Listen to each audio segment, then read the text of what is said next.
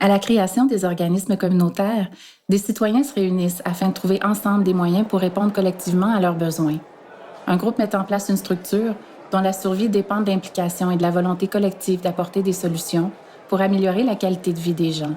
Au cœur de cette pratique citoyenne se trouve un droit fondamental, revendiquer et défendre les droits des personnes. Puis, l'entraide et la solidarité fait son bonhomme de chemin. L'action communautaire prend vie et les groupes s'organisent et se multiplient. Le gouvernement en vient à les soutenir financièrement pour les aider à réaliser leur mission. Pour que la reconnaissance et le financement des organismes communautaires tiennent la route, le mouvement définit, en 1996, les caractéristiques de l'action communautaire autonome à partir de 8 critères. Pour l'ensemble des organismes d'action communautaire, cela veut dire être un organisme à but non lucratif qui sert les intérêts de la population. C'est être enraciné dans la communauté, travailler en concertation avec d'autres ressources du milieu, organiser des groupes de travail, participer à des comités et des tables de concertation.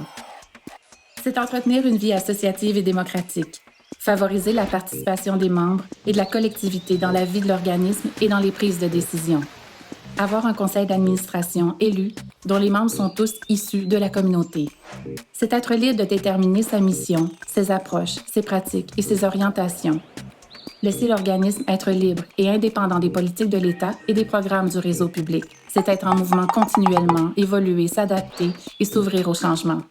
Pour les organismes d'action communautaire autonome, c'est aussi avoir été constitué à l'initiative des gens de la communauté, répondre aux besoins de la population identifiés par la population.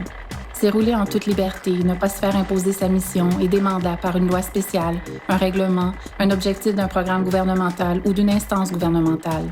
C'est avoir un conseil d'administration indépendant du réseau public, ne pas avoir de poste réservé pour des institutions gouvernementales ou des bailleurs de fonds au sein du conseil d'administration. C'est également avoir une mission qui favorise la transformation sociale, être axé sur des pratiques d'entraide, de prévention, des activités d'information, d'éducation populaire, de défense des droits. C'est offrir des activités qui favorisent la capacité de chacun et de tous à se prendre en charge. Enfin, c'est avoir des pratiques citoyennes et une approche globale, mobiliser les personnes autour d'enjeux collectifs, travailler pour et avec les gens du milieu, mettre en pratique une approche globale d'intervention qui tient compte du contexte économique, politique, social, culturel et environnemental pour répondre aux besoins exprimés par les membres. Bref, l'action communautaire autonome, c'est ce qui nous conduit vers une société juste et égalitaire.